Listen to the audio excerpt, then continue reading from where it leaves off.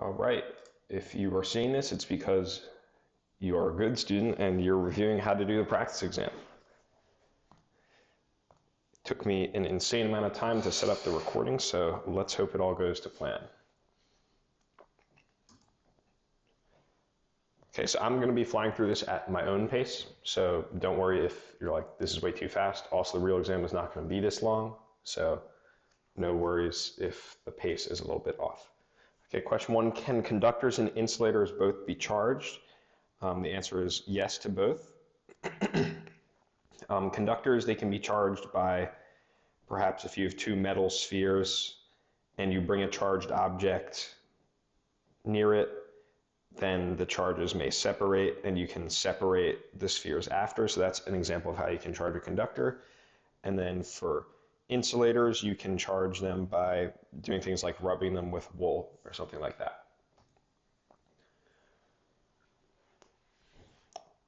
Okay, two electrons a certain distance apart.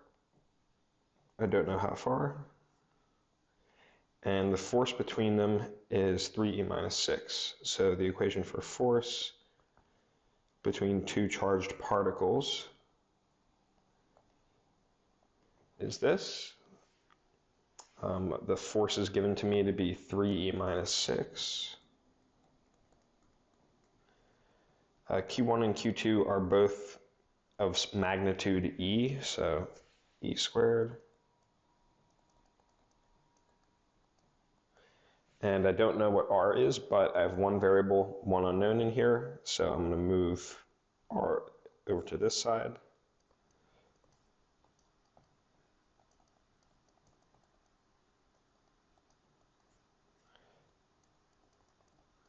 And now take the square root of both sides. And you're actually going to get to hear me punch this in on my calculator, which is something I usually don't do.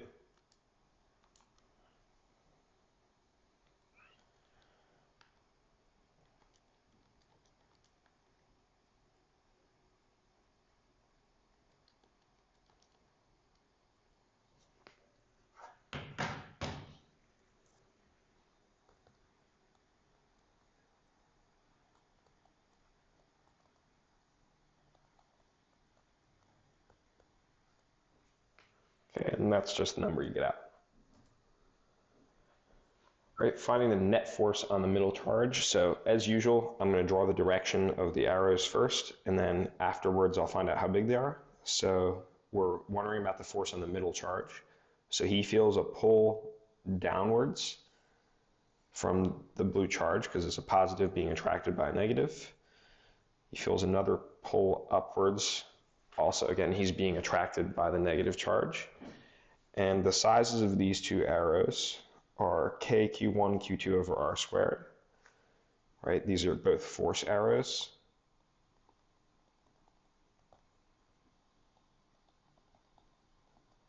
Okay, k q1 q2 over the distance between them, which is 0.08 squared. And I'll do that later. And this arrow similarly is k times the two charges involved over the distance between them squared, which is 0.04 squared. Okay, I'm going to punch these into my calculator.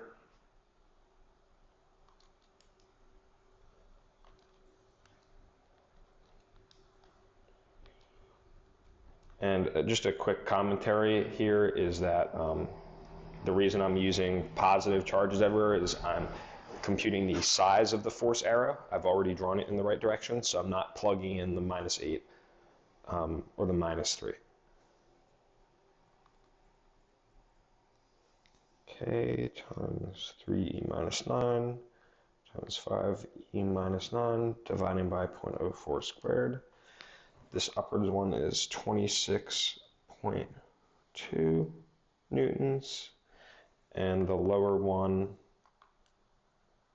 oops, hold on, I actually punched in my calculator wrong.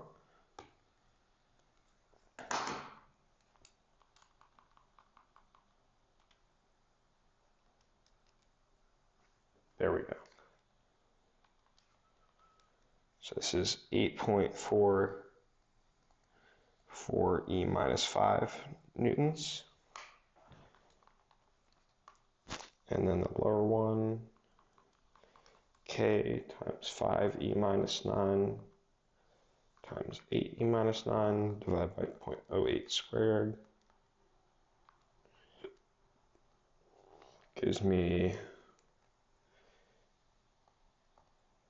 5.63 e minus 5 newtons.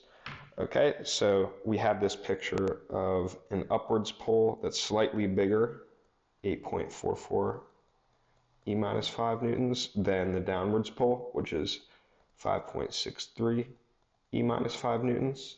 So I'm just going to subtract the two magnitudes, right, because the two pushes are fighting each other.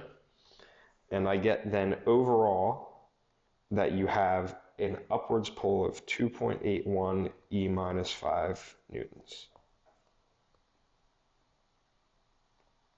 Again, I subtracted because the arrows are fighting each other. You have a strong upwards force being fought by a slightly weaker downwards force. This one's pretty gross. So first, as always, we're going to draw the direction of the pole on the charge in question. So this is the black charge. So due to the red charge, he's going to feel an attractive pull that way. And due to the blue charge, he's going to feel another attractive pull downwards. And now we're just going to find the sizes of these two arrows. So I'm going to do the blue arrow first. K times the two charges involved.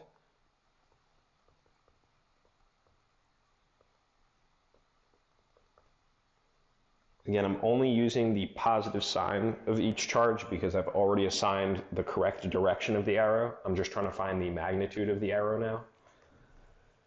And dividing it by the distance between the two charges squared, which is 0.03 squared. Okay, and the red arrow, again, force between the two is going to be of size kq1, q2 over r squared.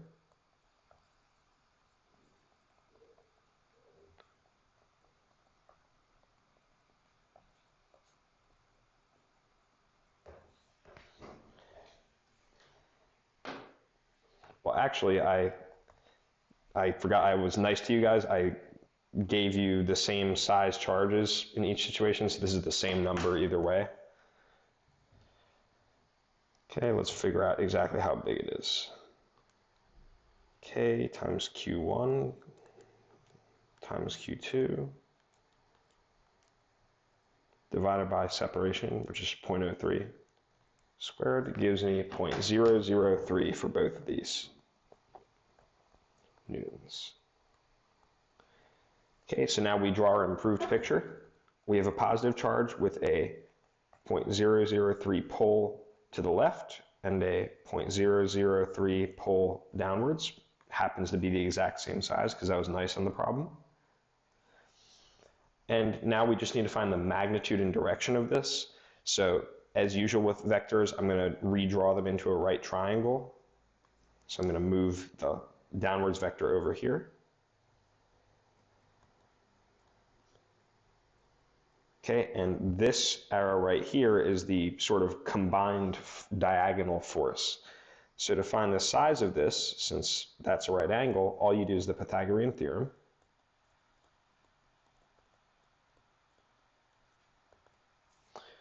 Okay, square root of 0.003 squared plus 0.003 squared gives us 0.0042 newtons. And now if we're interested in this angle, let's say, we're going to take the arc tangent of 0.003 over 0.003. Just a side note, it is possible if you wanted to do like arc sine of 0.003 over the hypotenuse, which you just found, you could do that. Okay, that's tan negative 1 of 1, which I happen to know gives us 45 degrees. So the correct answer would be 0.0042 newtons of size, directed 45 degrees below left, or directed southwest. I'll just write below the minus x axis here. But the answer choice would be pretty clear. Okay, calculate electric field, a distance from a point charge. So for a point charge, you can use E equals K times Q of the source over R squared, where R is the distance between the electron creating the electric field and the observation point at some distance away, which is 0.03 meters. There's two ways to do this. If you want to plug in the negative charge, you can, and that will communicate the direction of the field. But like we usually do, I'm just gonna ask the question of what direction would a positive charge experience a force if I popped it at the observation point. And obviously it would feel a pull to the left due to being attracted by the negative charge. So that means the electric field is also pointing to the left, right? Electric field points in the direction a positive charge would experience a force if you put it there. So we can just now find the magnitude of that arrow, which is going to be K times the electron charge, right? The electron is the source creating the electric field, divided by the distance between the source and the observation point squared.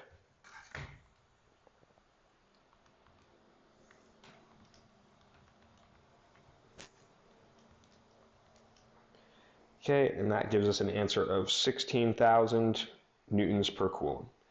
And direction, like we assigned by hand, is towards the electron.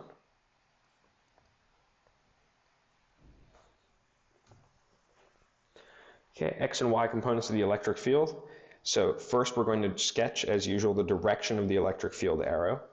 Now, since it's a negative source charge, and we're asking about what's the E field direction at the dot, we imagine placing a positive charge at the black dot. That's always how you do electric field. And we draw what direction would the positive charge get pulled. And that would be directly back down towards the minus charge. The size of the electric field arrow is given by the same equation we used on the last slide, which is K times the Q of the source over R squared. So if we actually punch that into our calculator using the 10 nanocoulomb charge, well, I should actually say it's a negative 10 nanocoulomb charge.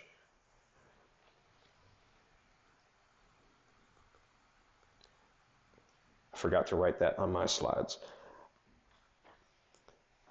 Again, here we're only going to use the size of the source charge, so we're going to use positive 10 E minus 9 in our equation.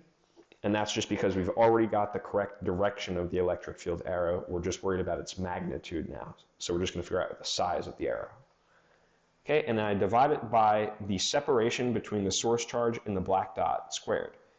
Now, I give you these lengths, but it's not 0.05, right? It's this distance between the source and the dot. And I happen to need to calculate what this is. So that is square root of 0.05 squared plus 0.05 squared, which is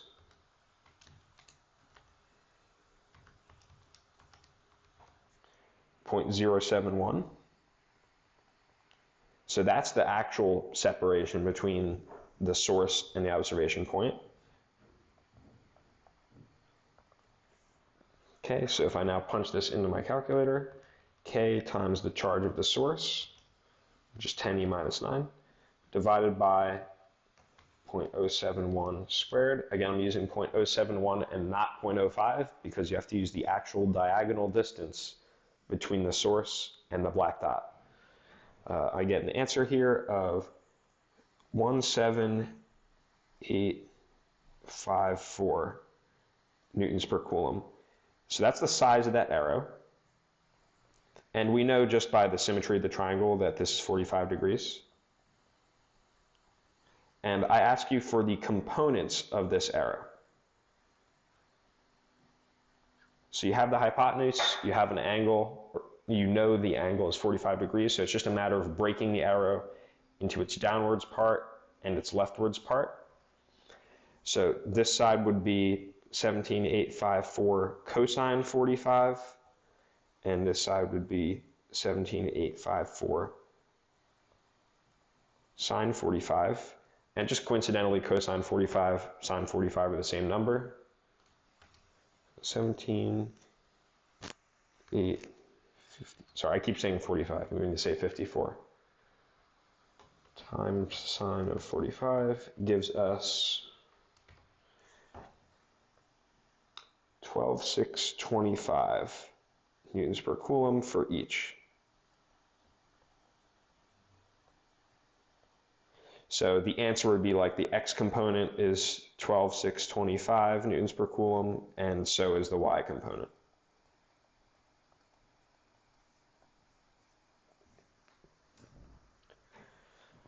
This is a pretty tough homework problem, but you definitely need to know how to do it. So the idea is that electric field between these two charges needs to perfectly cancel out.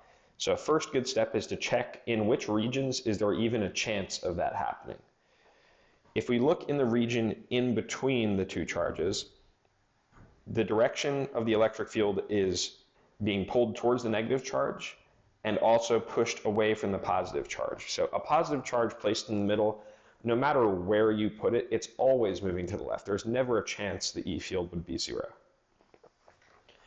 Similarly, and this is a little harder to see, in the region out where D is, you are always closer to the bigger charge. Normally, the way you get things to cancel out is you are slightly closer to a slightly weaker charge, and that lets the electric field size balance out, being farther away from a bigger charge. But in this case, you're always closer to the bigger charge all the time, so you're always going to be pushed away, no matter what. So both these regions are out. Note that this would change if this were a positive charge, like we'll do on the next slide. Okay, so that eliminates C and D. Now, the idea is that electric field goes as K times Q of the source over R squared. So if you want to cancel out a charge that is 4 times as big, you must position yourself twice as far away as from the charge of size 1.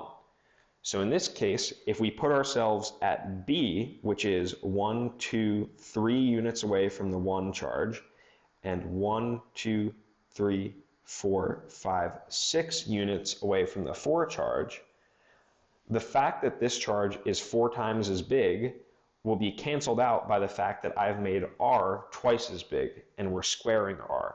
So the 4Q over parentheses 2, or sorry, I guess I'll call it 6 squared, but it's 2 times 3 squared. The 4 and the 2 factors of 2 cancel out, right? I made Q 4 times as big, but I'm twice as far away. So the repulsive push from the positive charge and the attractive pull from the negative charge of the electric field will perfectly cancel out at B. So B is the answer. Again, the important concept is if you make Q 4 times as big, for electric field at least, you can cancel it out by making R twice as big. Now, for this one, I've swapped the sign of the charge. So again, we want to check which regions is it even possible for the electric field to be zero. Out here to the left, it's impossible because you're always being repelled by both charges. Same with out here, you're always being repelled by both charges, but neither force is fighting the other, so there's no chance E would be zero. That instantly tells us the answer is C. However, I will remark that if you want to be really strict about it, maybe you need to do a numerical computation. C is 1 unit away from the +1 charge and 2 units of distance away from the +4 charge. And by the way, I would recommend going back and watching the previous slide if you only came for this example, because I explain it better there. But the idea here is that the electric field goes as K times Q over R squared. If I make Q 4 times as big, or sorry, I should say, in order to be repelled or pushed equally hard by a Q that is 4 times as big, you need to position yourself twice as far away from the big charge as the small charge. That way the factor of 4 in the numerator and the factor of 2 squared in the denominator cancel out. And the pushes to the left due to the 4 and to the right due to the 1 will be perfectly equal in size. Okay, a thin ring of radius 5 centimeters in total charge, and I'm asking you just a simple, what's the electric field at this point? And especially I'm asking you what direction is it? So this is a negatively charged ring, so obviously a positive test charge put at the dot would be pulled back into the ring. So the electric field would point in the direction that a positive charge would get pulled, which tells you it is to the left. Now I need to go fishing really quick for the equation of the electric field due to a ring, and I have unintelligently put my laptop away. I think I know it by heart, but I want to make sure here.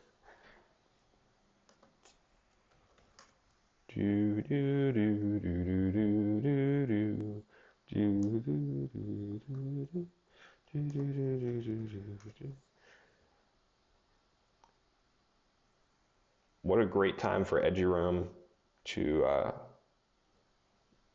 not give internet.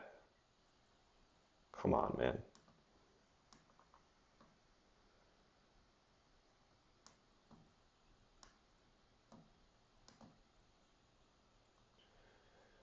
Give me 1 second here, because I'm not cutting this video.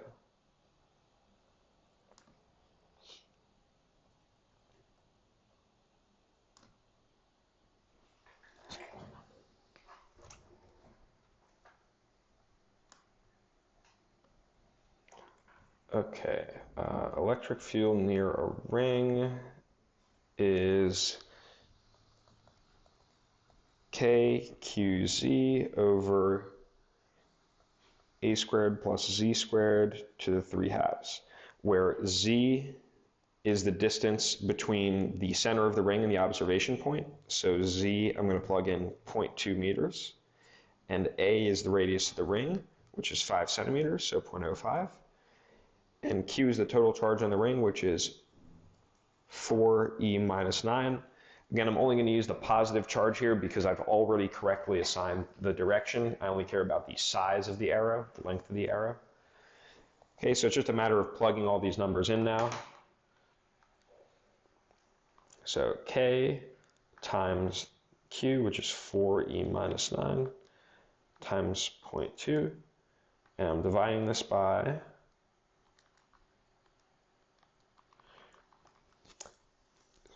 a squared, which is 0.05 squared, plus 0.2 squared, all to the 3/2, gives me a value for E of 821.8 newtons per Coulomb. And again, we already manually assigned the direction at the beginning of the problem. So 821.8 newtons per Coulomb directed towards the ring. Find the E field 5 centimeters from the surface of a charged spherical shell. Okay, it has radius 4 centimeters. And a surface charge density, sigma, is 4e minus 9 coulombs per meter squared. Okay, now the formula for E field near a spherical shell is, or at least outside, is K times the total Q on the shell over R squared, where importantly you use the R between the observation point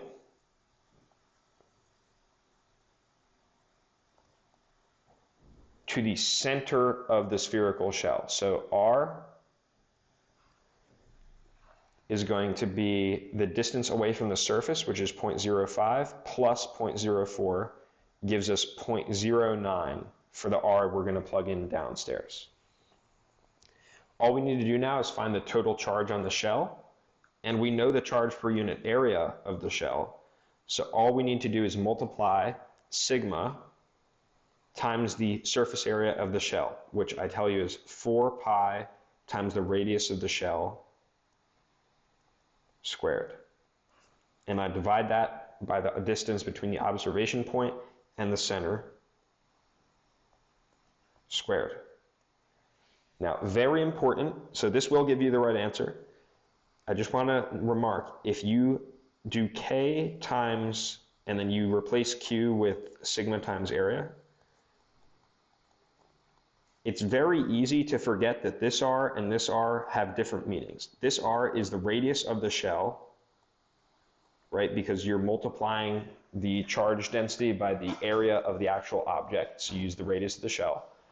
And this R in the denominator is the distance between the observation point and the center of the shell. So if you aren't careful with like your subscripts, which is why I do all these crazy subscripts, you would cancel the two R squareds and get the wrong answer. Okay, that being said, let's compute the actual final numerical answer. So K times sigma, which is 4e minus 9, times 4 pi, oops, I just backspaced everything.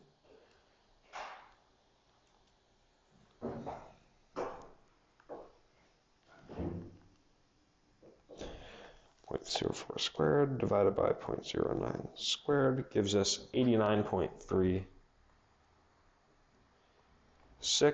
newtons per coulomb. This is a pretty hard problem actually, because of that fact that these are two different R's. All right, E field away from a wire is told to us, and we are wondering how charged up is the wire.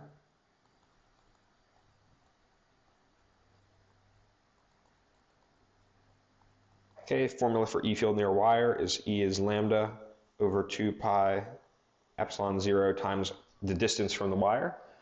We're told E is 3 and R is 0.04.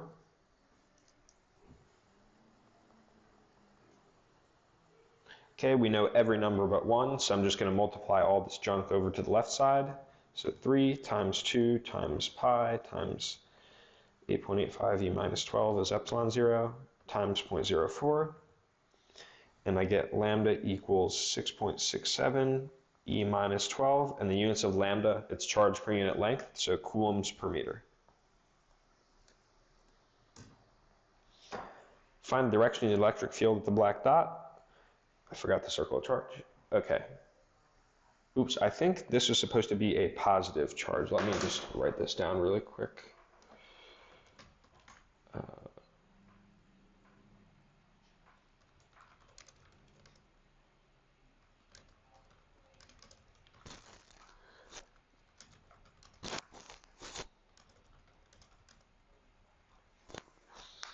Okay, find the direction of the E field at the black dot. So we're going to draw what positive charges would get pushed by. So the electric field arrow due to this guy would push to the left.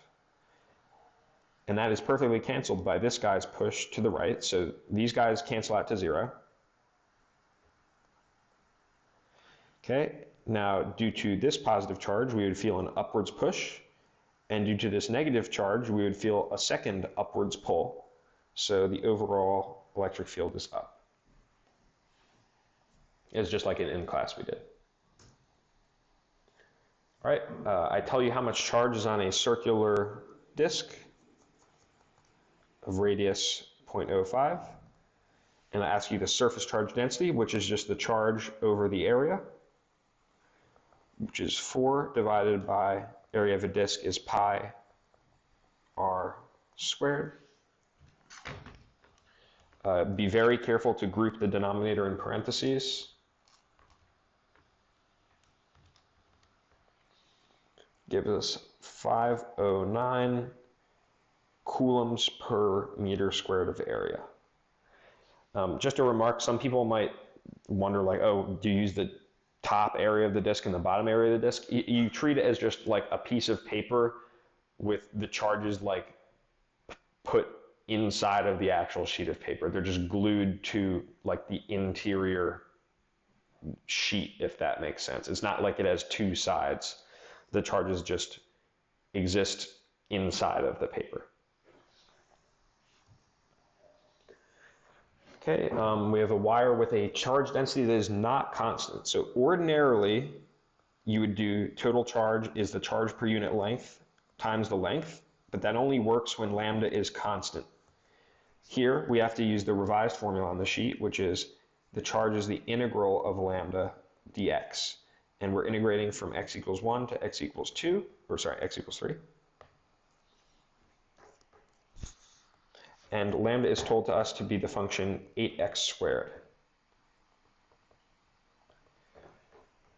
Okay, if you take the integral of 8x squared, you get 8/3 x cubed, and we are evaluating that at 3 compared to 1.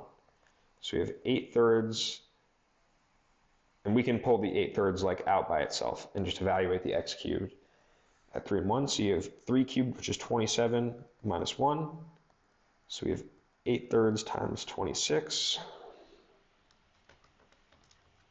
which is 2 of 8/3, or 69.3 coulombs of charge total. Okay, we are told the flux going into a box and the flux going out of the box, and we're asked about the charge enclosed. So whenever you hear like flux and charge enclosed being related, this is a Gauss's law problem. Gauss's law says the total flux with positive flux going out and negative flux, or flux going in corresponding to negative flux and flux going out being positive charge. This is the relationship between the total flux in or out and the enclosed charge. So in this case, we have 2 flux going out, which is positive, and 5 flux going in, which is negative. So overall, we have minus 3 units of flux.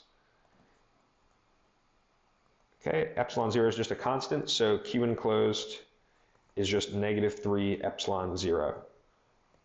And I'm going to leave it as like in terms of the constant epsilon 0 in the answers probably.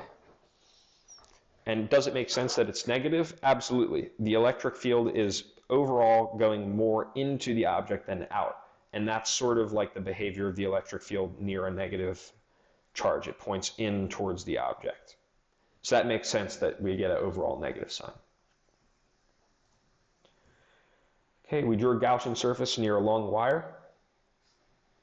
And remember, the property of the Gaussian surface that we needed was the electric field arrows that we sketched by symmetry needed to be perpendicular to and the same size everywhere along the Gaussian surface. So we drew this nice cylindrical shell which had that property.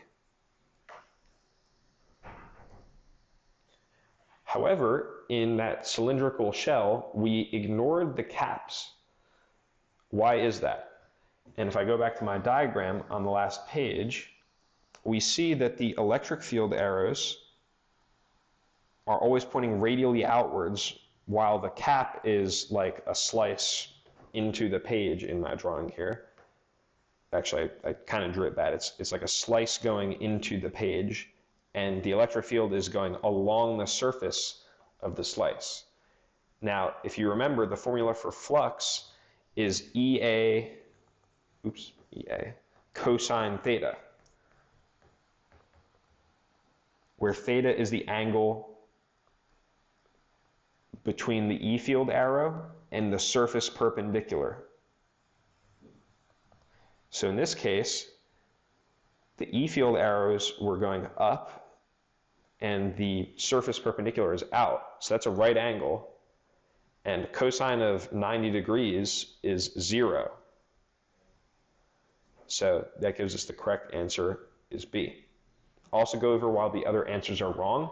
Flux is not always E times A. You are missing the fact that you need a cosine theta. It's only E times A if the electric field is perfectly perpendicular to the surface.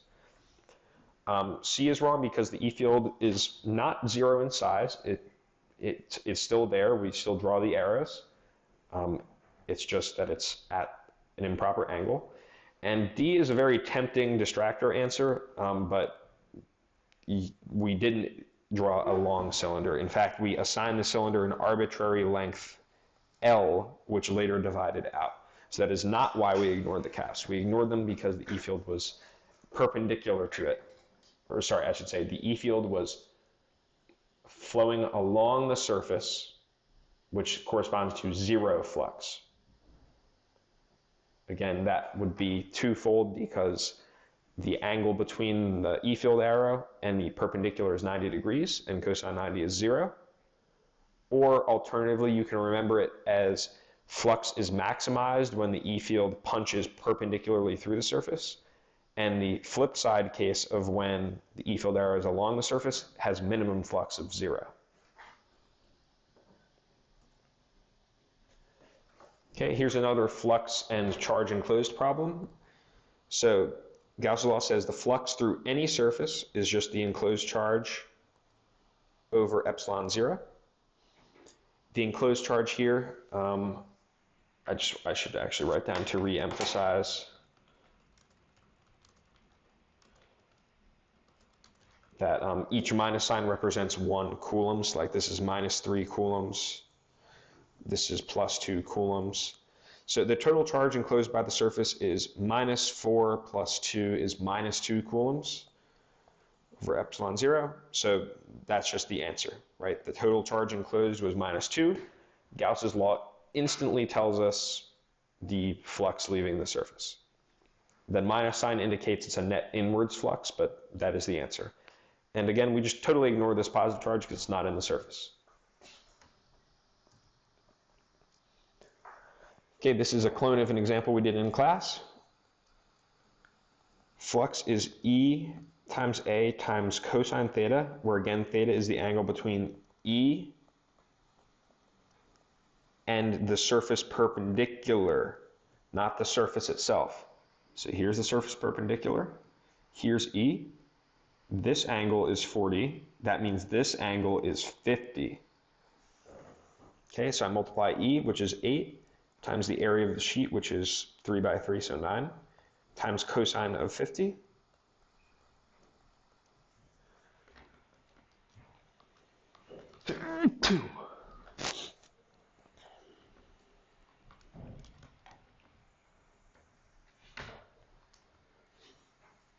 This gives us 46.3 units of electric field times area, so newtons per coulomb times meter squared. Okay, find the E field 3 centimeters away from the center of a charged ball. Now it's a solid charged ball, meaning it has charge all throughout it. Okay, we can still use for charged balls KQ enclosed over R squared. But again, you only use the Q enclosed at or below the inspection radius, where you're trying to find the electric field. In this case, you're wondering about 3 centimeters away. Okay, the only thing that's left is to find how much charge is enclosed at or within a sphere of radius 3 centimeters. We're given the charge per unit volume, so we should be converting charge per unit volume multiplying by the volume of that sphere.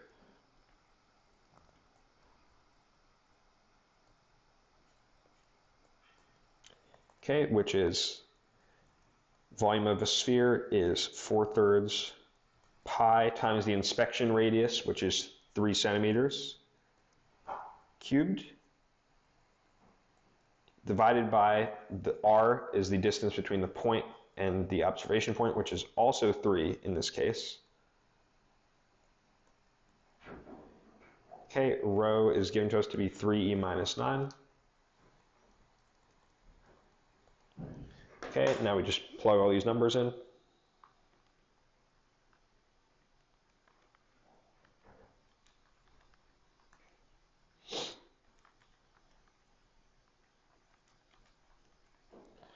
And we get 3.4 newtons per coulomb. Again, the difficulty here is you're allowed to use the easy equation, K times Q enclosed over R squared, but the difficulty is that you only use the Q enclosed at radii at or below the inspection radius. So you only use the charge inside of this tiny sphere of radius 0.03. So that's why for the charge enclosed, I did the density of charge per unit volume times the volume of that little sphere to get the total charge of the little sphere. All right, here's an extra credit. Charge enclosed at or below a variable radius r. Okay, so the formula for charge enclosed when rho is not constant is you integrate rho dv. and I tell you dV for a sphere is 4 pi r squared dr.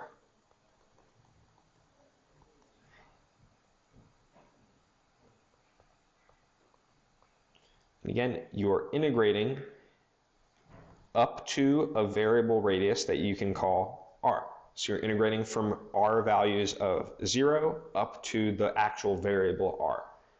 Just keep in mind that these r's inside the integration are technically like a dummy variable, and the real r will come in when you put in the like the limit of the antiderivative.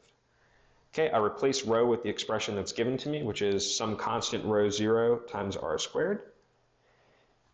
And again, that's technically the dummy variable r squared. The upper bound of the integration, the size of the ball you're checking, that is where the actual r lives. Okay, I bring out all the constants out front.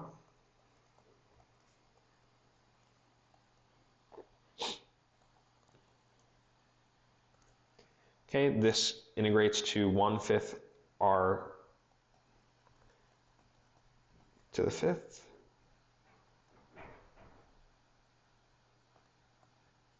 And I evaluate it at actual r compared to 0, which gives me 4 pi rho 0 r to the 5th over 5. Again, the way I got this is I did Q enclosed is the integral of rho dV when rho isn't constant. Otherwise, I can multiply rho by V. But it's not, so I have to integrate. I just replace dV with what I told you it is, and I replace rho with what I gave you in the problem. That got me to this problem, or to this part. And I'm integrating over a ball of radius r, the variable r.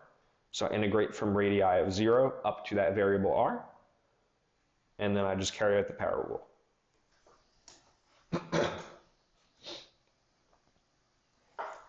Okay, find the expression for the electric field valid inside. So this is like a sort of Gauss's law problem. I don't know if I have this formula down, but I should. Lambda enclosed formula.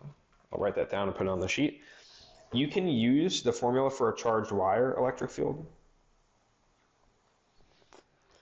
for any cylindrical shape, but even if it isn't a perfect wire, but you just use the lambda at or below the radii of inspection.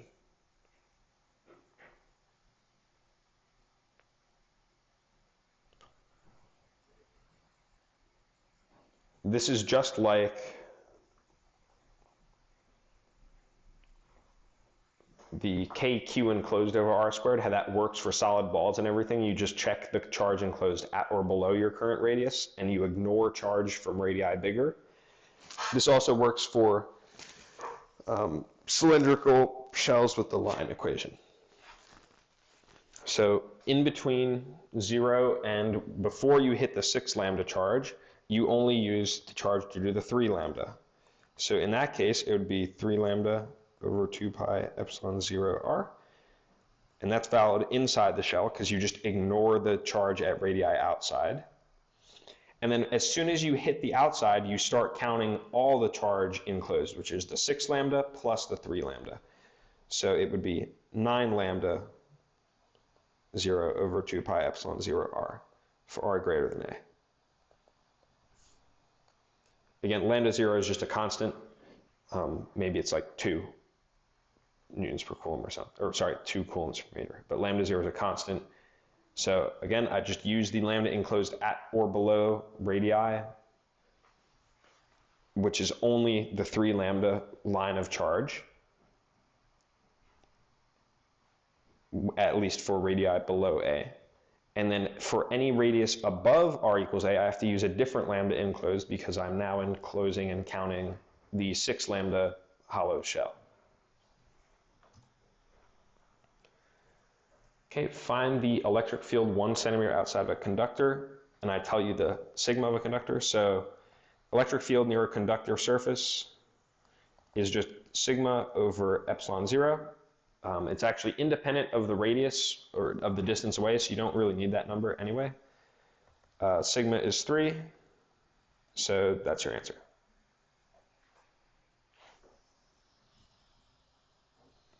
Okay, cavity conductors, remember the overall principle is that E field inside of the conductor absolutely must be 0. So that instantly eliminates C and B, right? Because the conductor material inside it, the E field has to be 0. But inside this gap, it is totally cool if it's non-zero, right? Remember, we would put charges in here, and it was cool that the electric field was non-zero up until you hit this radius. And that's why all the charge on the conductor flowed to this inner shell. That way, at any point inside of the actual conducting material, the E field would be 0 because the Q enclosed at or below that radius would be 0.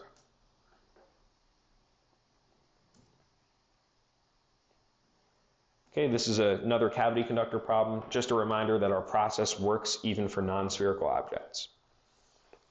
So the whole idea is that charge is going to flow from on this conductor to the inner shell, and we need to find how much lies on this inner edge. Okay, and the amount is always going to be the negative of whatever charge you put in there, so positive 6 in this case. The reason being, we need any Gaussian surface we draw inside the conductor to enclose 0 charge. Otherwise, there would be an illegal electric field inside of the conductor. So that tells us plus 6 goes on the inner edge.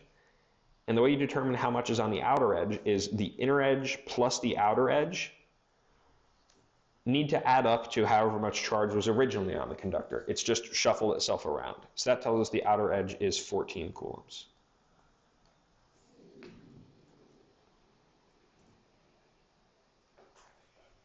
Okay, E field strength inside a capacitor is just like that for a conductor. You use the surface charge density on the plate, so the charge per unit area. Now, this is, again, for capacitors, it can be a little tricky to remember. A capacitor is formed by having plus charge on one plate and minus charge on the other plate. The sigma is for one of the plates, however much charge is on it, so 0.01 coulombs divided by the area of the plate, which is 4. So 0.01 divided by 4 is 0.0025 over epsilon 0, and that's the answer for the electric field. Again, electric field inside a conductor is just a constant multiple by epsilon 0 of the charge per unit area on the plates. Okay, voltage graphs. So the E field always points away from high voltage and towards lower voltage. So it points from bigger X values back towards the left towards lower X values where the voltage is lower. This is just like how gravity would push you away from the high potential energy back towards the low potential energy to the left. If you prefer equations, it's that E is minus dV dx, or delta V delta x. dV dx is positive at that point, so this expression here is a negative number.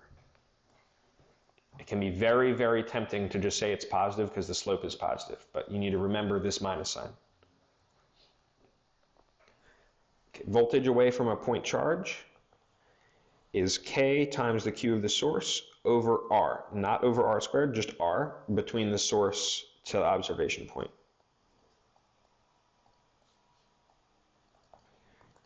So this would be K times Q of the source is 2 electron charges.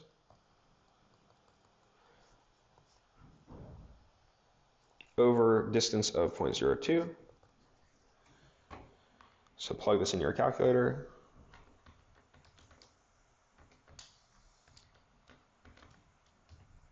Is 1.44 E minus 7 volts.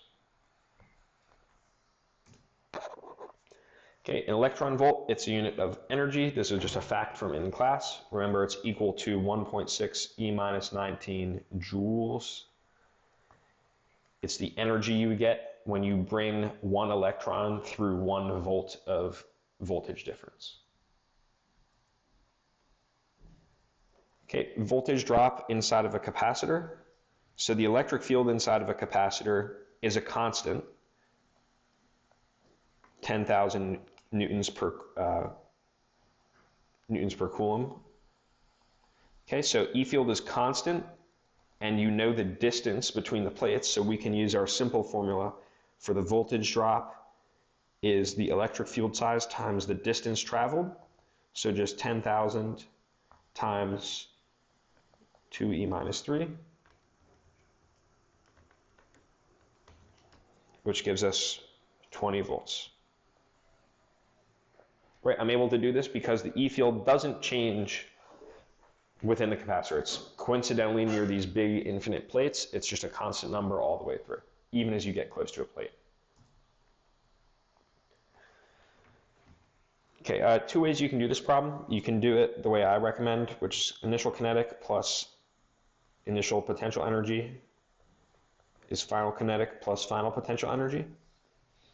Or you can do it that the final kinetic energy is equal to the potential energy loss.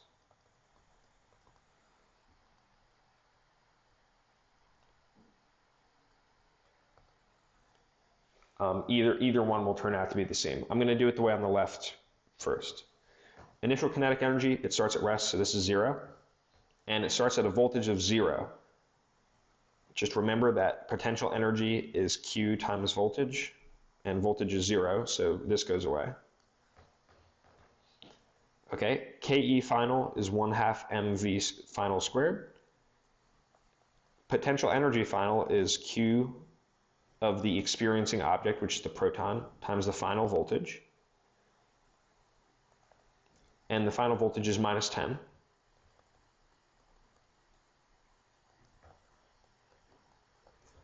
Okay, I need to give you the mass of a proton.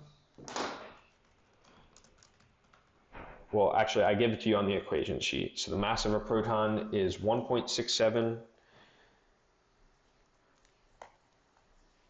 E minus 27.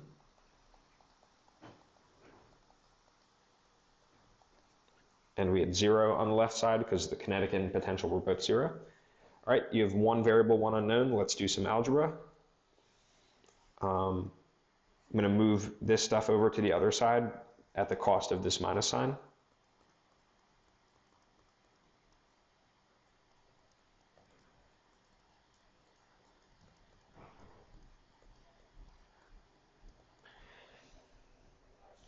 Okay, let's figure out what these numbers are. Left side is 1.6 E minus 18. 1.67 E minus 27 over 2 gives us 8.35 E minus 28. On the right side is VF squared. I'm going to divide the 8.35 over.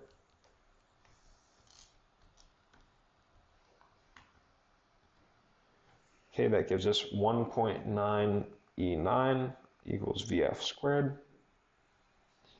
Okay, take the square root of this. And I get VF equals 43774 meters per second.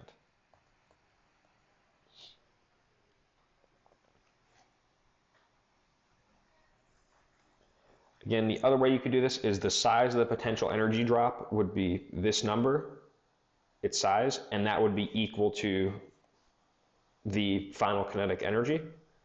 And that is literally exactly this equation that we got right here. So either way will get you the exact same equation.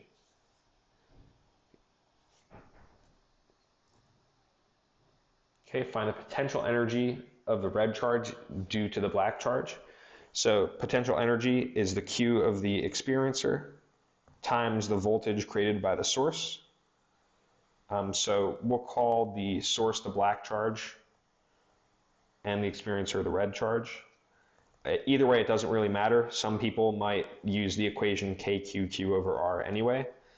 So K times the Q of the experiencer, which is 3E minus 9, times Q of the source, which is 6E minus 9. But in this case, we do use the negative sign. We didn't use it for E field because we already identified the direction of the E field arrow. That is, if it was positive or negative direction. Here, if you wanted to, you could identify that the voltage must be negative due to the attraction, and then insert the minus sign by hand at the end. Either way works, but I'm going to plug in the minus signs where I see it. And I divide by the separation, not squared.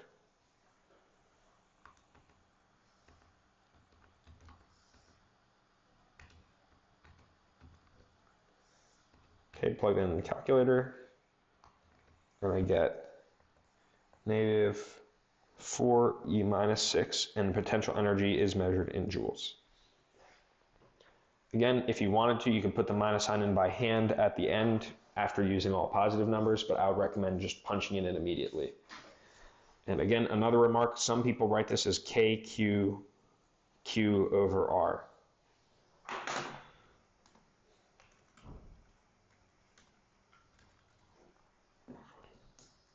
Okay, energy required to assemble. This is you sum up over pairs the potential energy due to a pair of charges, which is KQ Q over the distance between them. So I have 3 pairs here. All of them are charged 7, so the first pair will be these two.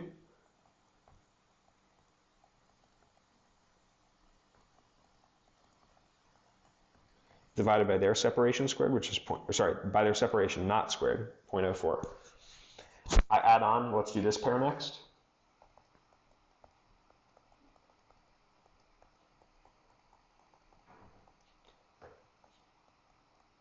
And then the last pair will be these two.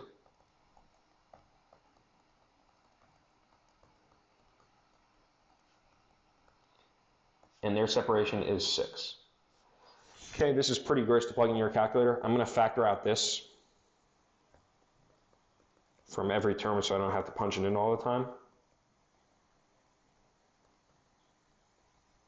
But there's nothing wrong with just plugging it into your calculator to get the answer at this point.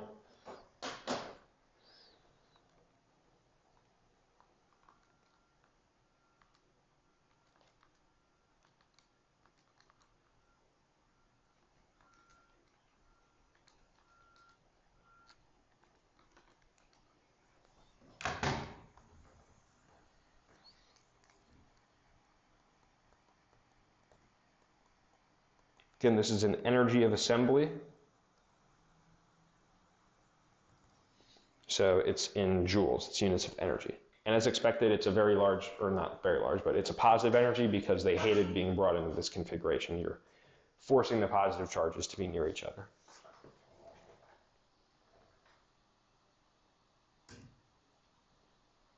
Okay, an electron is brought to rest.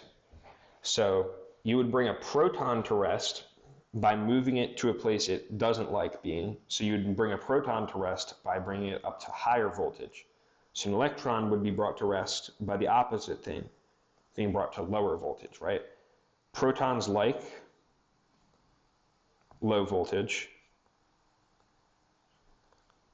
So electrons hate low voltage. That's where their quote-unquote hill is, at places of low voltage. They do not like being there. They have to fight to get there. So they are going to lose their kinetic energy as they move into that region. Again, if this were a positive charge, a proton being brought to rest, in that case, it would be moving into a higher voltage region where it doesn't like, that would bring it to rest. Okay, find the voltage at the black dot. So this is going to be, you add up the voltages due to each of the other charges. So the first charge will do the 6. KQ over R from the source to the dot. And we're just going to do that for the 2 charges. Again, notice I am using the -8 because I know it's a negative voltage contribution. In the electric field, we would draw the arrows with their directions properly, and therefore we would ignore minus signs because we drew the direction of the arrow and we're concerned about the magnitude. Here we need to know if the voltage is positive or negative due to each charge. So we want to put it into our equations by hand, or plug negative charges into the equation with the negative sign. Okay, and I should have specified this is KQ over R. This is the voltage due to a point charge. at a point R away. And the distance between this charge and the observation point, it's a 3, 4, 5 triangle. So I should plug in 0.05 in the denominator here. Okay, if I add this up,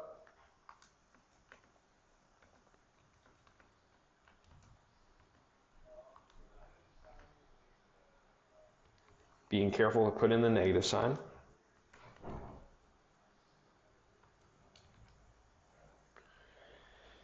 Gives me an answer of negative 1440 volts. Again, I just did KQ over R for each charge and then added them all up. Okay, this is a pretty tricky question because of the minus signs.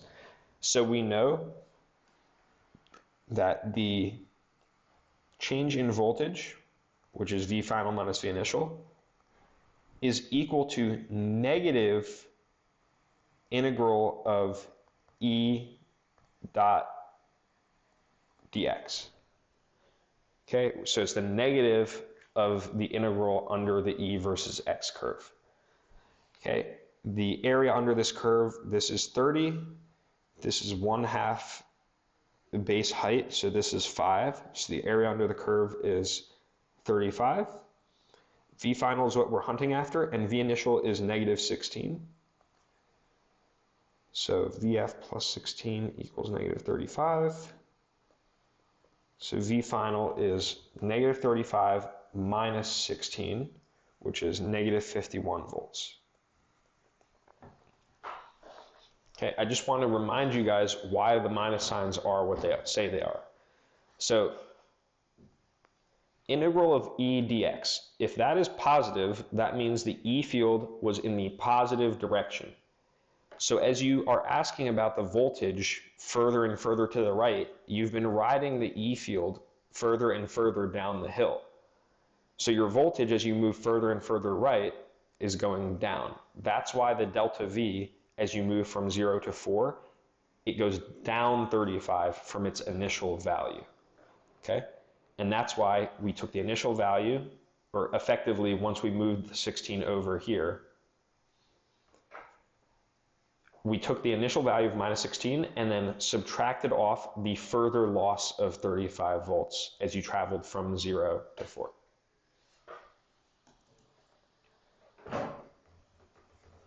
Okay, equation for electric field versus voltage. It's negative dV dx, which is negative 6x.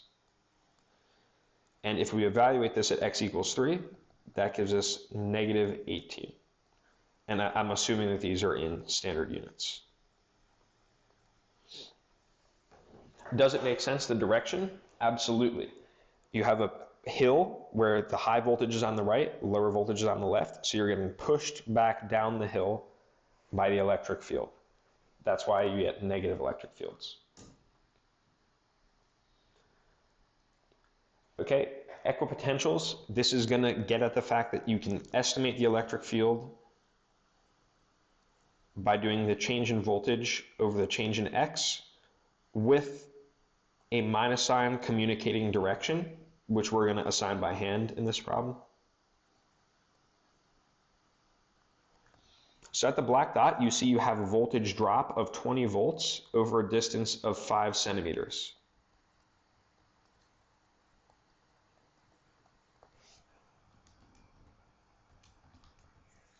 Which gives us 400 volts per meter or newtons per coulomb.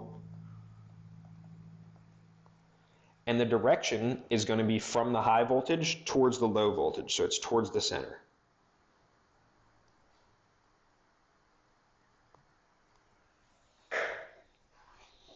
Again, if you technically wanted to, you could try putting a minus sign in there, but it's a little bit tough. You just want to assign it when it's not on a graph already, like when it's not on in an equation. The minus sign just communicates the direction of the voltage dropping, so you should be drawing the arrow by hand, or at the very least checking the direction of the arrow that you get from the equation corresponds with your by hand. If you really wanted to stick to the equation here, delta x is, if delta x is here to here, the delta v is negative, the delta x is that direction. So you get overall the negative in the delta v and the negative in front cancel, so the E is in the direction of delta x. But I would really recommend against thinking about it like that. Just assign the direction from high voltage to low voltage like we've always done. Okay, at which point is the kinetic energy the greatest? So the electron is near another negative charge, so it doesn't like being here. And as it moves further and further away, it keeps getting pushed and accelerated more and more. So the answer is going to be A. Okay, at what point is the voltage the greatest, so like the biggest positive number? Now, voltage is a really large negative number, like negative 10,000, really close to negative charges, where positive charges would love being. As you get further away, the positive charge is complaining that it would rather be really close to the negative charge. So it gets closer and closer, it increases. Here it might be negative 10, it might only be negative 1, it might be 0.001 below here.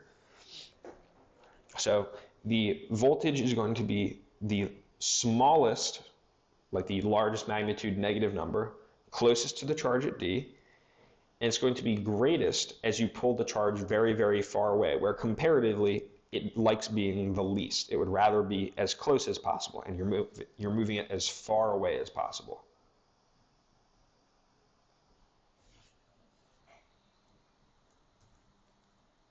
Okay, and that's the end of the slideshow. Again, that's going to be, let me make sure to keep this. It's going to be more difficult than the actual exam, but if you understand everything on here, you should do fantastic.